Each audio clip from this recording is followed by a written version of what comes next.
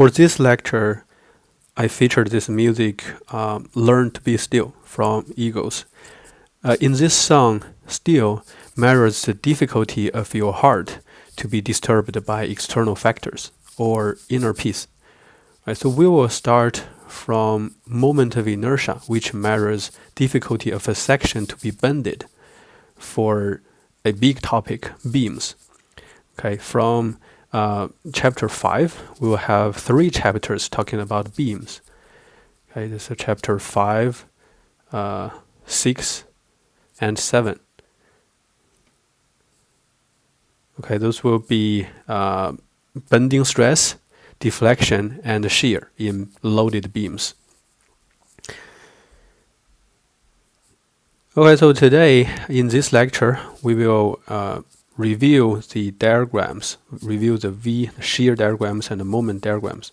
We call them V and M diagrams. Okay, those are important topics in statics.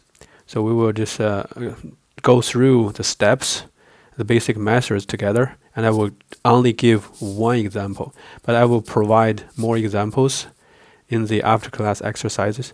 If you have forgot how to draw the V and M diagrams, please take some time to do this review, because these diagrams will be critical for our analysis of beam systems. Okay, especially you need to be able to find out where you have the maximum V values and M values. Okay, this will be critical for design. Then we will review section properties, and we will determine the centroid and moment of inertia for composite area, composite section. For example, a I-shaped beam, or even more complicated composite cross section. Okay, before everything for beam and for section properties, let's briefly review the golden rules I introduced last time in gear transmission systems. Okay, so in gear transmission systems, we introduced 5 rules. Right, the rule number 2 and the rule number 3 are for the scenario where you have 2 gears connected together. Right, for example, if we have a larger gear A and a smaller gear B, we call this A and this smaller one is B. And we know that their diameters are dA equals 4 and dB equals 1. Okay, just simple assumptions. Okay, so in the case you have this transmission from A to B. Okay, in this case A to B. What is our gear ratio? The gear ratio AB will be dB over dA. Right, that is 1/4. Okay, so in this case, we can calculate the TB from TA. Right? The torque T, torque of B equals negative gear ratio AB times TA, the torque of A. Right? And the phi B will be larger, right? Since B is smaller, so phi B will be larger. So this will be negative phi A over gear ratio AB. And of course, omega B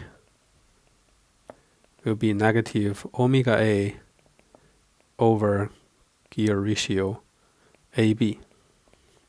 Okay, in this case, the gear ratio AB is smaller than 1, so omega B will be larger than omega A. Then how about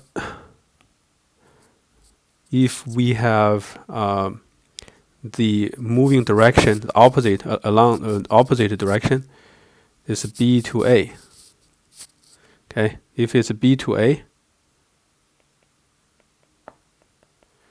our gear ratio BA will be dA over dB. That will be 4. Okay, will be larger than 1.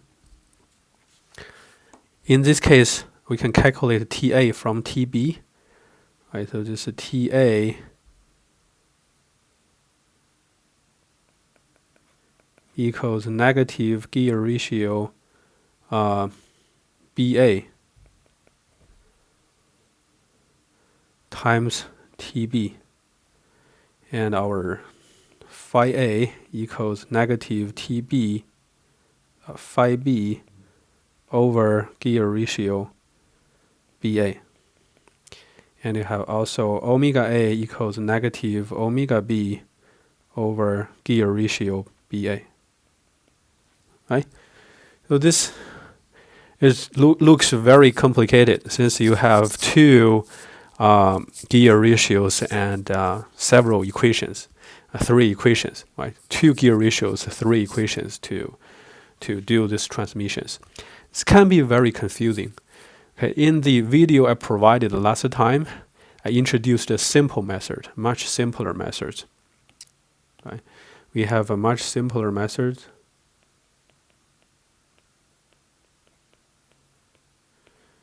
And I called it a golden rule. Right?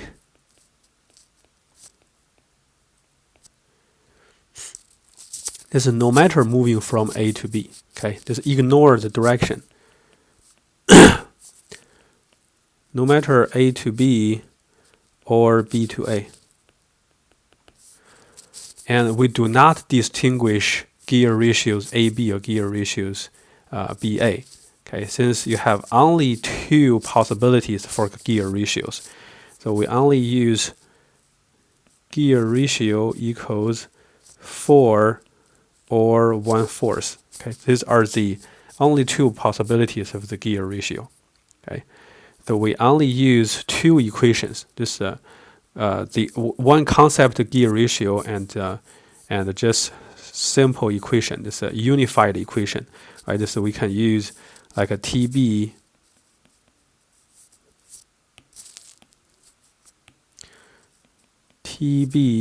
equals negative gear ratio TA, and phi B equals negative gear ratio phi A.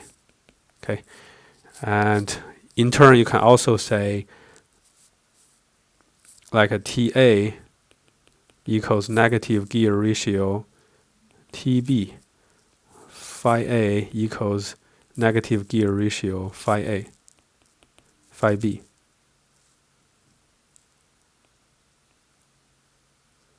Okay, it doesn't matter the direction since we ignored the direction of transmission.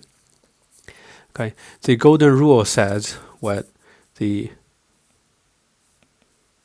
golden rule is just a larger gear always has larger T but smaller phi and omega. Okay, and smaller gear always have smaller T and larger phi and omega. Right, so this is the golden rule. So based on this, since we have only 2 possibilities of gear ratio, in this case it's 4 or 1/4.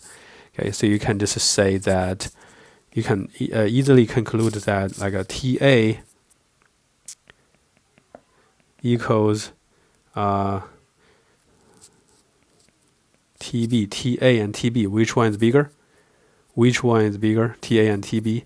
Since A is a larger gear, right? A is a larger gear, so A always have larger values of torque.